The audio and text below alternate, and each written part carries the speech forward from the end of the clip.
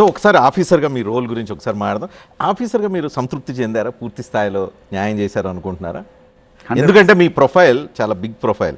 ఒక దళిత వర్గానికి సంబంధించి వచ్చి మీరు హార్డ్వర్డ్ దాకా వెళ్ళి ఐపీఎస్ ఆఫీసర్గా మంచి అచీవ్మెంట్స్ సాధించి మీరు నేను అనుకుంటా ఒక కంప్లీట్ మ్యాన్ అయ్యారు యాజ్ అ పోలీస్ ఆఫీసర్ అనుకుంటాను. Is that right?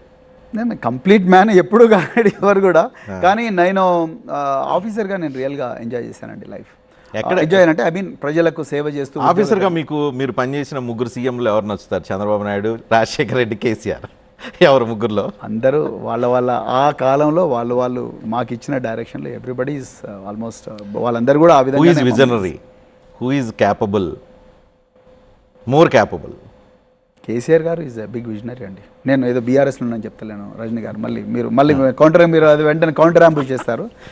ఎందుకంటే మనం ఒక రెండు చిన్న విషయాలు చేసి మనం ఎక్కువగా గోరంతను కొండంతలుగా చూపించడం కాదు, కానీ ఒక జనరేషన్ 100 సంవత్సరాల తర్వాత కూడా ఏ విధంగా బతకాలనే విషయంలో అద్భుతమైన క్లారిటీ ఉన్న వ్యక్తి కేసీఆర్ గారు.